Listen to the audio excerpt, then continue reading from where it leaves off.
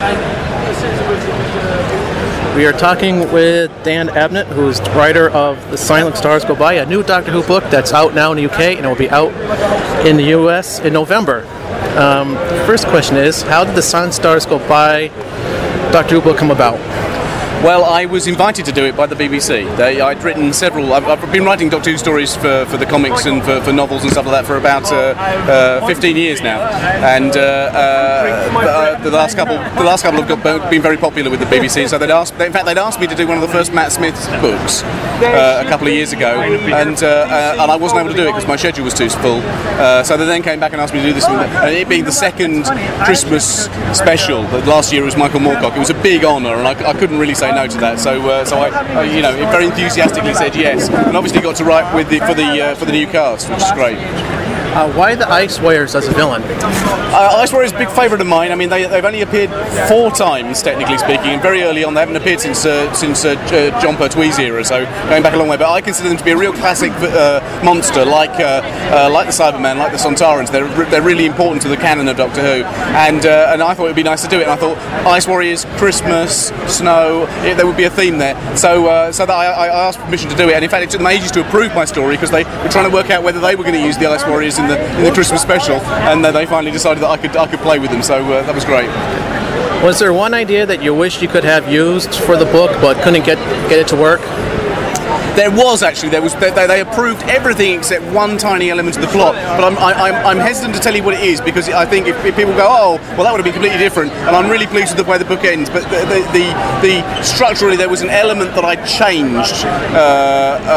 That I originally suggested something else, but I changed it. And actually, I think in the long run, it's actually worked out better. But like I said, if I tell you what it is, people will read the book in a funny way because they'll be looking for the seams. And I think it's you know.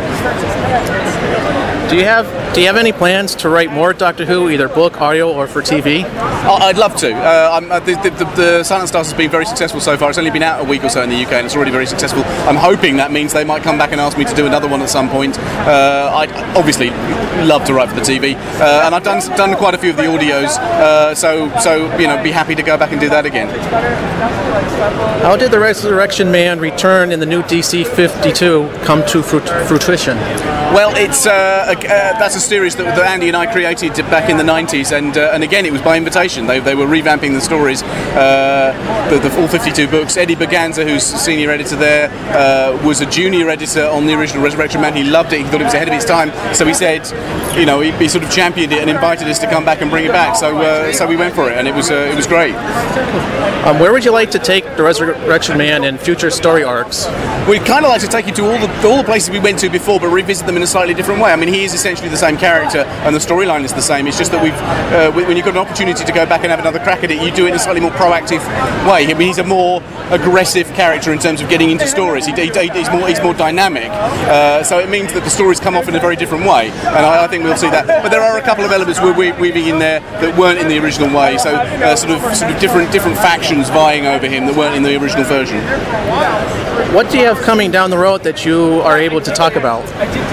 Well, I'm writing plenty more for Games Workshop, which is where I write a lot of novels. I'm also, Andy and I are doing the New Mutants for Marvel, and a series called Villains for Hire, which is the flip side of Heroes for Hire, which we've been writing for them for a while. New Mutants is a particularly important thing to us because it's such a sort of big deal to be writing an X book, and we're loving every minute of that. And there's some very fun things to happen there. And there's one other really cool thing which I can't tell you about, but I will be able to announce in a few months' time. But it's another comic-related thing that I'm very excited about.